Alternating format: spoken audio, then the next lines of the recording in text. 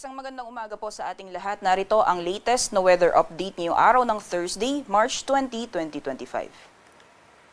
Sa kasalukuyan po ay patuloy pa rin ang pag-iral ng amihan sa malaking bahagi po ng Luzon at yung shear line naman o mapagsasalubong ng malamig at mainit na hangin ay patuloy pa rin ang epekto lalong-lalo na dito po sa may eastern sections ng Visayas. Kung makikita po natin dito sa ating latest sa satellite animation, may namamataan po tayong makakapal na kaumpol na kaulapan na nakakaapekto dito po sa may bahagi ng Visayas at ilang bahagi po ng Mimaropa as well as sa Bicol region area.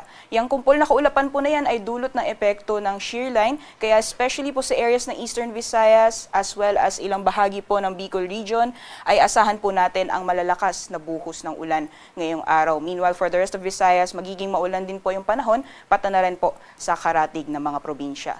Meanwhile, dito naman po sa eastern sections ng Luzon, makakaranas din po tayo ng maulan na panahon dulot po ng patuloy na epekto ng hanging amihan.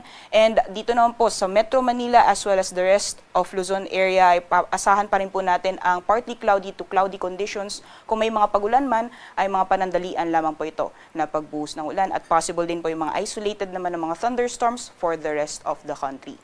Meanwhile, kung makikita po natin dito sa ating latest satellite animation, inaasahan po natin sa mga susunod na araw na magpapatuloy pa rin ang epekto ng shear line sa may bahagi ng Visayas as well as sa Bicol region. Kaya doble ingat po sa ating mga kababayan dahil posible po yung mga pagbaha o pag-uho ng lupa dahil yung mga pag-ulan po na ito ay posible pong tumagal hanggang sa darating na weekend. So magiging lagay po ng panahon ngayong araw dito po sa Luzon, gaya po ng nabanggit natin kanina dahil sa patuloy na pag-iral ng amihan sa Luzon area.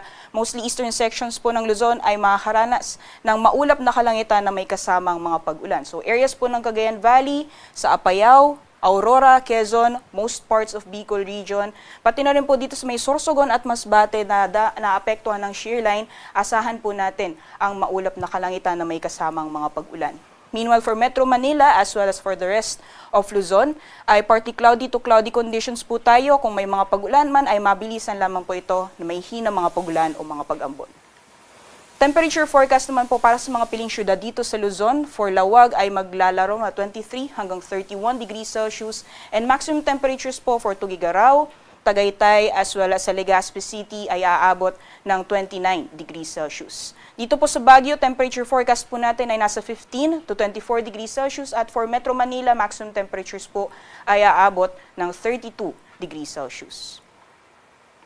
So magiging lagay naman po ng panahon for the rest of the country dahil po sa patuloy na epekto ng shear line, asahan po natin ang buong Visayas ay makakaranas ng maulan na panahon as well as dito po sa may northeastern portion ng Mindanao, dyan po sa Caraga region.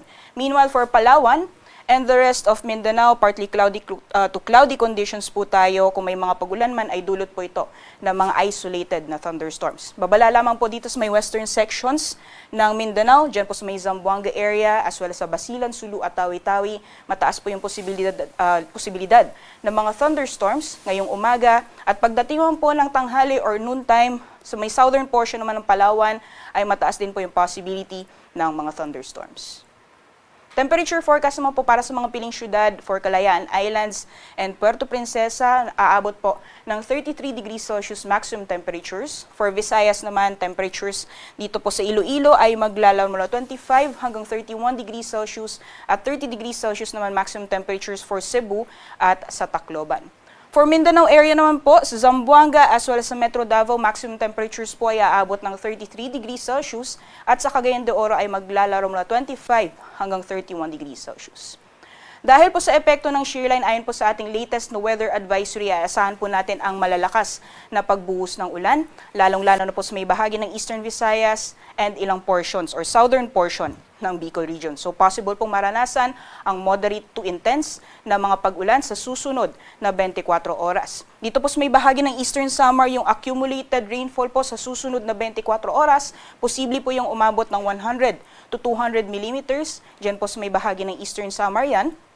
At yan pong area na shaded ng yellow, particularly dyan po sa Sorsogon, Masbate, Northern Samar, sa Samar, Biliran, Leyte at Southern Leyte, maaring maranasan din po yung 50 to 100 millimeters total rainfall sa susunod na 24 oras. So itong mga areas po na shaded ng yellow at orange, maaring maranasan po ang mga pagbaha o pagguho ng lupa dahil sa malalakas na pagbuhos ng ulan dala ng shear line. So doble ingat po sa ating mga kababayan at manatili po tayong mag-antabay yung mga heavy rainfall warnings na nilalabas po ng ating Pag-asa Regional Services Division for dito po sa Bicol Region and Northern Samar. Antabayan na lang po yung mga heavy rainfall warnings na nilalabas ng Southern Luzon PRSD, and for Visayas naman, antabayan na yung mga heavy rainfall warnings na ini-issue ng Visayas PRSD. Bukas naman po ayon sa ating latest na weather advisory as of 5 a.m., maaaring magpapatuloy pa rin yung malalakas na pagbuhos ng ulan. Possible pa rin po yung heavy to intense na mga pag-ulan sa Northern Samar at yung areas na shaded ng yellow, posible pa rin po maranasan ang moderate to heavy na mga pag-ulan dyan po sa Sorsogon, sa Samar, Eastern Samar, Biliran, pati na rin po sa Leyte. Kaya doble ingat po sa ating mga kabayan dyan. Samantalang sa pagtaya naman po ng heat index, kahapon po ay naitala ang 35 to 36 degrees Celsius heat indices dito po sa Metro Manila at yung pinakamataas naman po sa buong bansa ay naranasan sa Puerto Princesa City, Palawan na umabot po ng 42 degrees Celsius. Sinusundan po yan ng Cotabato City, Maguindanao na umabot ng 41 degrees Celsius. At ngayong araw, ayon po sa ating forecast, for Metro Manila, ang heat index po natin maaaring umabot ng 36 hanggang 37 degrees Celsius. At yung pinakamataas naman po ngayong araw sa buong bansa ay posible pa rin maranasan sa Puerto Princesa City, Palawan na maaaring umabot ng 42 degrees Celsius. At sinusundan naman po yan ng 41 degrees Celsius sa Coron, Palawan, gayon din sa Cotabato City, Maguindanao.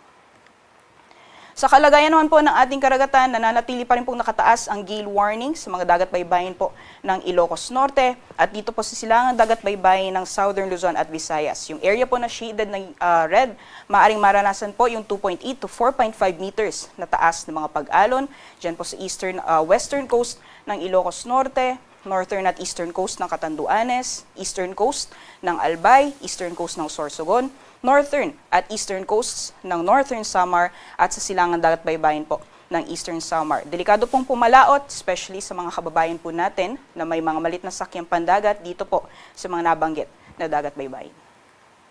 Sunrise po natin ngayong umaga ay 6 a.m., sunset naman ay 6:07 p.m. Para sa karagdagang impormasyon, bisitahin naman po ang aming social media accounts at ang aming website pag-asa.ust.gov.ph. At yan naman po latest mula dito sa Pag-asa Weather Forecasting Center. Rhea Torres po. Magandang umaga. Ingat po tayong lahat.